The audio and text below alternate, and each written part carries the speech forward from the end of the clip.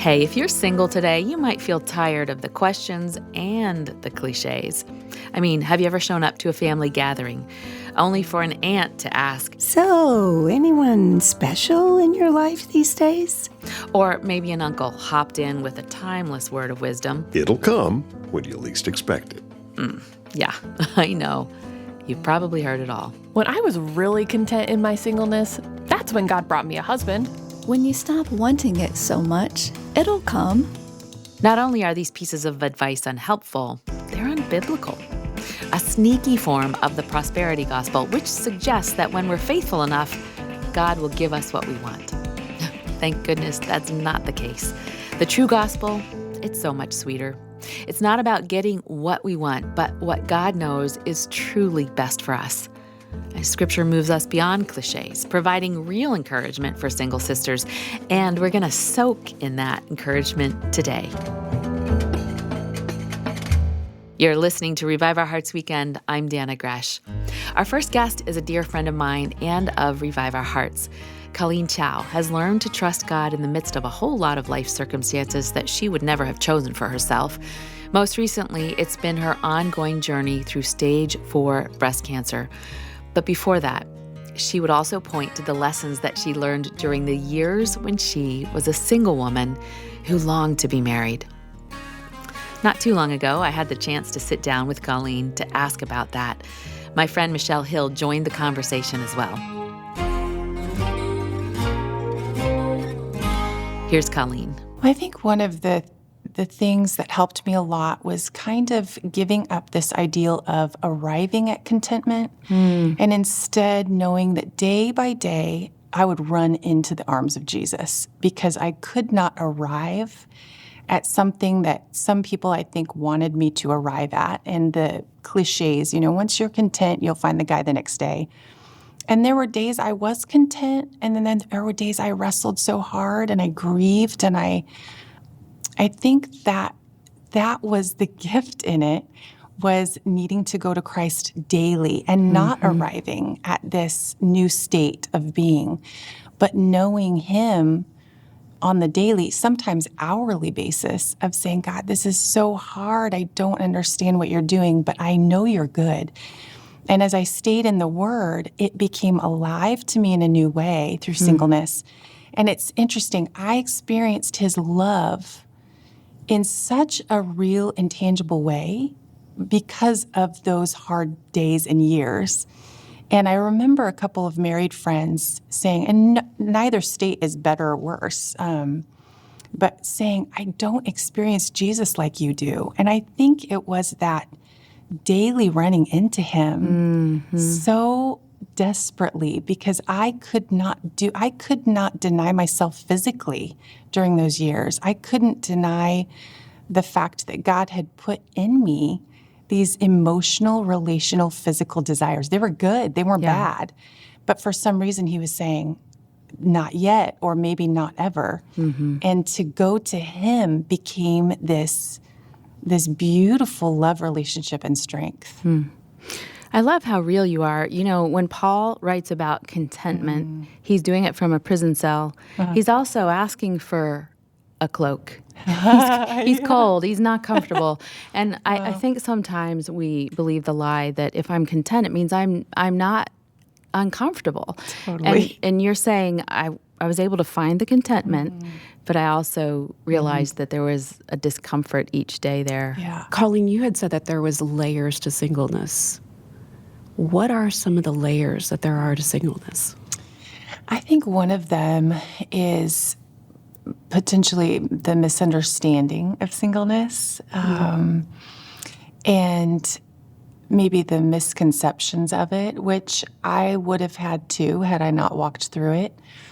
But some of the trite answers or cliches are so painful to a single woman who is longing to honor God and walk by faith, and things like the quick fixes. Why don't you change churches? Or maybe if you did this or that. Some of my friends, it was, what if you lost weight? What if you wore more makeup? I mean, very simplistic things to try to kind of fix a problem. And at times, that's what I felt like was I was a problem to be fixed instead of being surrounded by faith and encouragement, which, I mean, we're in a broken world. We all get this wrong, right? I've said such hurtful things to people in seasons that I've never experienced. So we're not looking to each other to be God.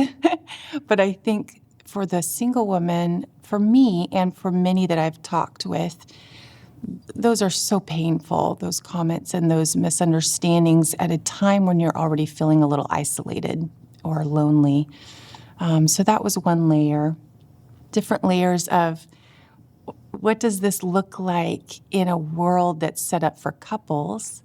And I'm going to sit by myself at a table full of couples. And what does this look like? How do I do this? And how do I go to another bridal shower or baby shower when I would just love a great date, with a potential great guy? And those things they're complex emotionally and mentally and relationally. And there were times I would just sit out a wedding because I was too tender to go to yet another one. And I think that's hard to explain, when you're in it.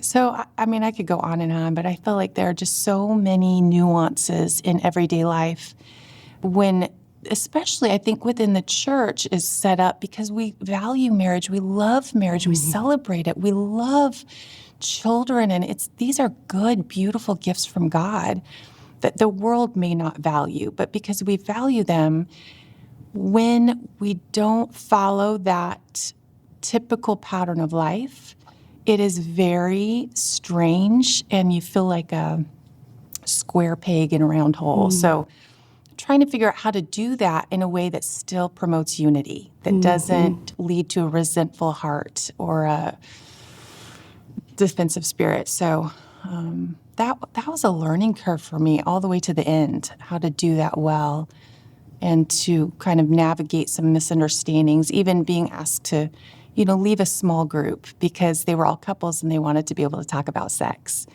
And it was a small church, and I didn't know where else to go in that small church, so those are It's hard. And I didn't blame anyone in that group. It made sense to me. They were trying to protect me from feeling awkward, but finding that belonging in that community so you're not ostracized or lonely beyond what intrinsically is lonely about singleness. So You just referenced something that I think is really important. You bravely have talked about a topic that's pretty sensitive, and that is that a single woman does have physical desires. She wants to be touched. She wants to be held.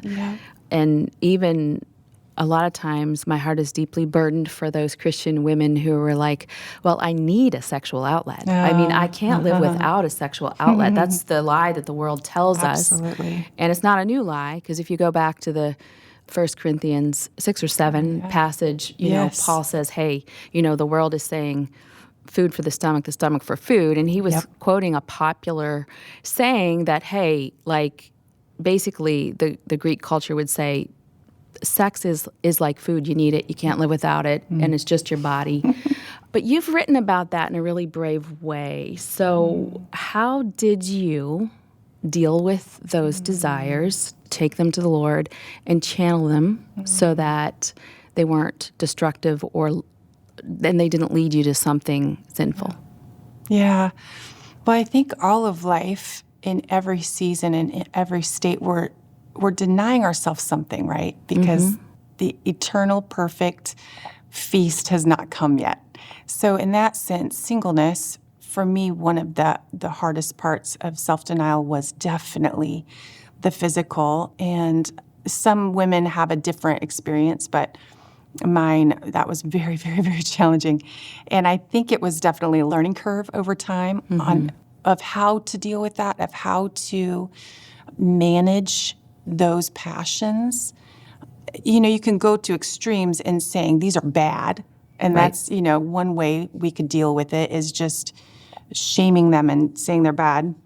But God was giving me such a neat perspective and freedom to say these are beautiful. And so if, Colleen, I'm having you wait to express these beautiful desires, there's a great purpose behind this. There is a fantastic story being written that's even better than your physical desires being met right now.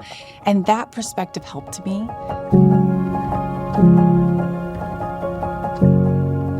Now that's real encouragement. Colleen Chao testifying to God's goodness in her singleness. I love Colleen's honesty. Being single longer than she had anticipated was a hard thing. But things can be hard and also really good because God is good. My dear friend Charmaine Porter has learned a similar lesson in her own singleness. Charmaine's been involved in ministry in and outside the church for more than 15 years, and throughout those years, she's walked with the Lord faithfully as a single woman. I got to sit down with her to talk about that, and wow, I was encouraged because Charmaine understands that single or married, we exist for one purpose, the glory of God. Let's listen.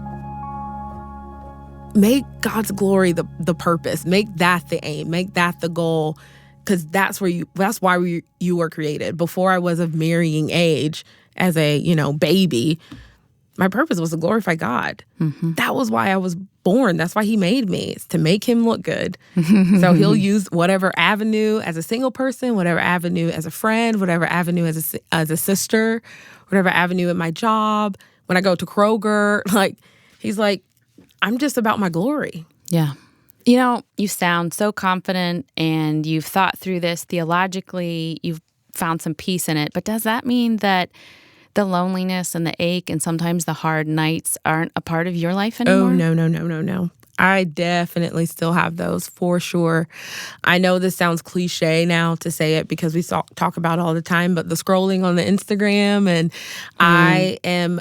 Right now, people that I went to college with, people that I went to high school with, they're married and now on kid number 2 or 3, and sometimes that's hard. Not gonna lie to you. Sometimes that's hard, but I have learned to become a fan of God's glory. So wherever I see His glory happening, I choose to celebrate that. That may not always be my instinct, but I get to choose how I respond when I see my friends on Instagram or I see them on Facebook or I hear some other person's in a relationship or this person got a new job, because it's not just about the relationship status. It's also about, oh, you went on this awesome vacation and I'm, here at work. But if God doesn't define me by my relationship status, then why should I? So wherever I start to see God's glory, I've started to choose to celebrate. God, be glorified. All the glory out of this vacation, all the glory out of this baby, all the glory out of this relationship. But I started to become a fan of that. Now, like you said, that doesn't mean that it's easier. But as I've gotten to know the Lord, He's like, I want you to talk to me about that stuff. Invite me into that. So let's turn to this. What are the reasons why God would give someone the gift of singleness? What have you been able to do to glorify God? Yeah. That's what you're saying the purpose of your singleness is. That you couldn't have done if you hadn't been single. I think that I'm able to focus in a way that if I was married and had children, that I wouldn't be able to. So the work that I do right now, I get to live on campus with the students. And actually my counterpart... So tell us where you work right now. I work for Impact 360 Institute out of Pine Mountain, Georgia. It is a gap year program where students from the age of 17, 18 to about 21 get to come and understand, why do I believe what I believe? I say that I'm a Christian, but why do I believe that? A lot of them come right in between high school and college. Yeah. So you're able to live on campus. I live on campus and we do Life on Life, one of the disciplers, mentors, that whole thing there. So I live on campus with the students, but my counterpart, his name is Chad, and he's married. He has a family. His wife actually just had a baby this past year, and I've watched him live so valiantly and pursue God, pursue his family, and pursue the students that are on campus. I don't think he would mind me saying this. It's been hard. It's been hard for him and it's been hard for his wife. I've seen them do it very, very well. But they're juggling Yeah. while as I'm not. You have the freedom. I have the freedom. One I have focus. the freedom. I do. I have to learn boundaries just like anybody else. That doesn't just because I'm single doesn't mean I'm just like, here's all my time, in the world. I told the students, because I live on campus, I have an open ear policy. Don't have an open door policy because I also need that space to be with me, to have my own friends, and the students have been so wonderful in respecting that and helping me even keep that. But yeah, I don't have to juggle. Yeah. That's like the obvious answer. I think another thing that the Lord has really challenged, some of this is because of my own personal story, as my mother passed away when I was 8 years old. And so I have had the opportunity to understand what spiritual family looks like. And I have spiritual mothers. You're one of them. You're one of my spiritual mothers. And the Lord has given me family that isn't biological. And so I've even asked him, I'll be honest, I told the Lord, I was like, Lord, this was a few years ago, but Lord, I think I want to be a mom more than I want to be a wife. I think Wow. that's, and I didn't know where that was coming from. I didn't know where it was leading to, but that's what I felt. And so I told him. And it's been so interesting that through this job, I have some spiritual children that I get to pour into. And he has even confirmed that gift of spiritual children and that discipleship kind of relationship that I have in the students that I have this year. Last year, the students called me Mama Charmaine. This year, they call me Char Mama. And they just came up with it. Like, I didn't ask them anything. They just came up with it. And they've asked me before, like, is it okay if we call you this? And I haven't been able to share with all of them, but if they ask, I tell them this is actually a confirmation of, I think, a prayer that the Lord gave me of, I don't know if I'll ever have biological children, but I know that my spiritual family is just as important and just as powerful and can push me to bring God glory just as much as my biological family can. And in that respect, the Lord has honored the desires of your heart. He has fulfilled them. Yeah. He defined them. And I had to ask him, Lord, you define those desires of my heart, because if my desires are still marriage and all those other things, then I'll continue to be looking over there, and I would actually miss that he has answered and given me the desires of his heart according to his definition, not my definition. Yeah. One way that I've gotten to have a front row seat to seeing you spend your singleness for the glory of God is as the lead teacher for True Girl. So we do about 100 events around the country a year, bringing moms closer to each other and closer to Christ. We live in a tour bus for 9 months. Well, I don't. I send you out to live in a tour bus. You show up for 9 months, which is something really that a married person can't do. That's why I don't go with the team. That's why I fly in and check on things, and then I go back to tend to my marriage. And I don't have children at home anymore, but at one point it was to tend to my children.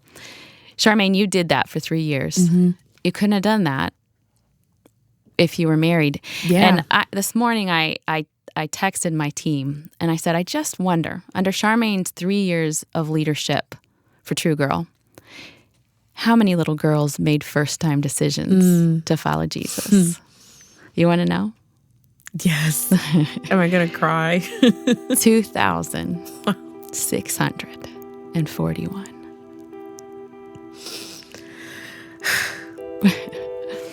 That makes it worth it. It makes it worth it. Yeah. I appreciate that. Are you a little teary after that? What a privilege to celebrate the ministry impact of this sweet friend. I mean, instead of wallowing in discouragement, Charmaine has said, God, here's my singleness. Get all the glory out of it that you can. And wow, he has used her mightily. I think you'd be blessed to listen to that entire conversation. To find that, visit reviveourhearts.com/weekend. Click on today's program. We'll have the link there for you. To bring us home today, we're going to listen to a Q&A time with Nancy DeMoss Walgamuth about singleness. Did you know that Nancy was single for 57 years before her marriage to Robert? During those years of ministry as a single woman, God taught her so much. And this question and answer time took place while Nancy was still single. She's got lots of wisdom to share, so let's lean in. Nancy, since I have a daughter who is thought that all she wanted to do was be a wife and a mother, and just even as a little girl, she was Miss Susie Homemaker. My other daughter, who was the tomboy, is the one that is married. And I have watched my Donna evolve over time, dealing with her singleness with the Lord. And she and I, in a talk, I said, Donna, what I see is you and your friends are putting your life on hold and waiting for some time for that to begin. And I said, God has you in this place for a reason. Now, what have you, in your experience, being single and dealing with other single women, what would you say to them? Well, you just gave some wise words yourself there. I think what you said is actually the answer to everything in life. You talked about dealing with singleness with the Lord. And every issue in life, singleness is about half in this room, I understand, are single. The other half are married, and they have to deal with marriage with the Lord. Because marriage or singleness, children or barrenness, youth or age, wealth or poverty, every situation in life requires crucifixion. It requires a cross, and the only way you can walk through loss, and every one of those seasons of life involves some different types of loss. The only way you can walk through pain, and every aspect and season of life involves in some way pain, is to walk through it with the Lord. Now, that doesn't mean that you don't experience loss or that you don't experience pain, but that you face it with the Lord and you embrace it. But I do think it's unwise and a mistake to put our life on hold rather than enjoying the moment where God has me and embracing the moment where God has me and saying, God has me in this place, at this moment, at this season, for a purpose that I could not fulfill if I were in any other place or any other season. And this place and this season is God's will for me right now. And I can either go kicking and screaming through it, or I can go embracing it, but I will go through it. There's no option. I mean, I'm not married, and I'm not likely to be married by this time next week or the following week.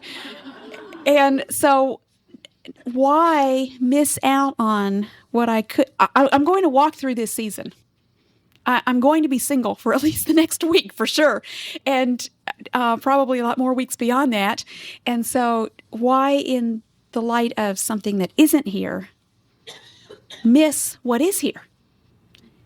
And if I can embrace whatever season of life God has put me in, and whatever that requires, some of you you're empty nesters, and you're dealing with grandchildren season of life, and then there are others in this ministry who have lots of young children, and that's can be a very stressful, busy season of life. I think I'm busy, but then I see mothers with these bunches of children, and I think, I don't know what busy is. And it's easy in that season of life to just be waiting to get those children grown up. But then we miss out on the fact that today, in this moment, this season, is a gift.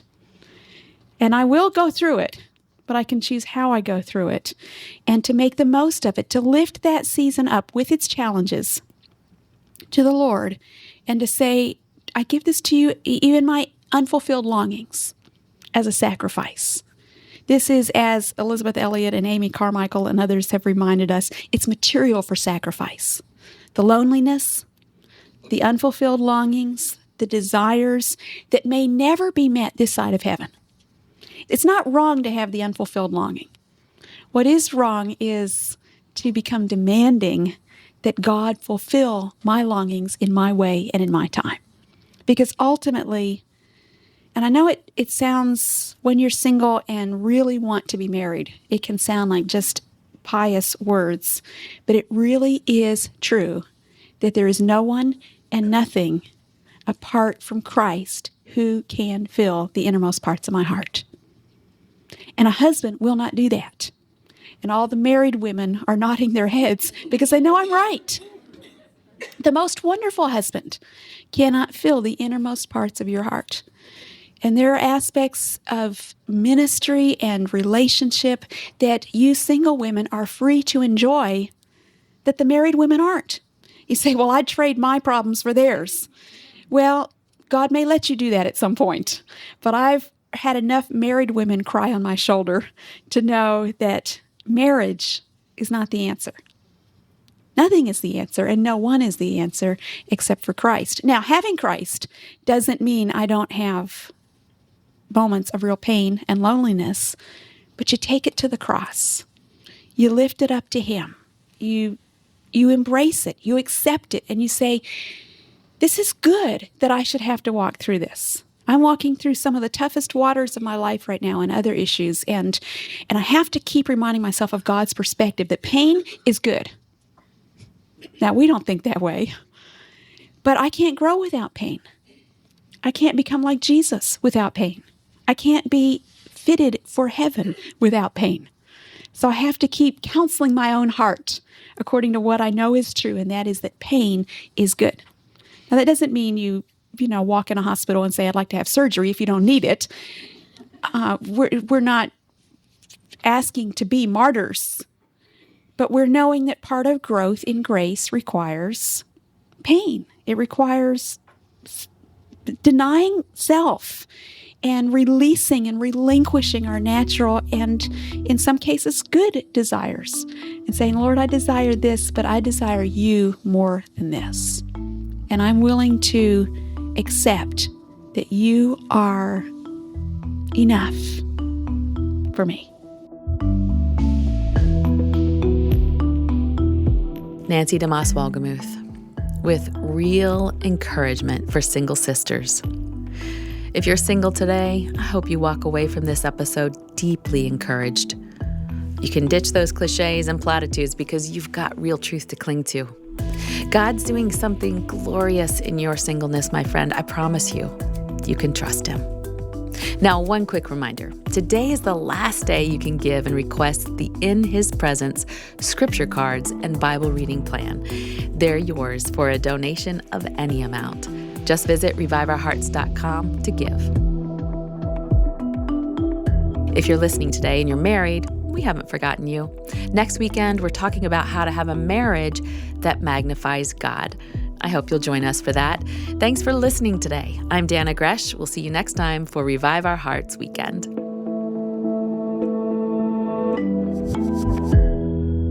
This program is a listener-supported production of Revive Our Hearts in Niles, Michigan, calling women to freedom, fullness, and fruitfulness in Christ.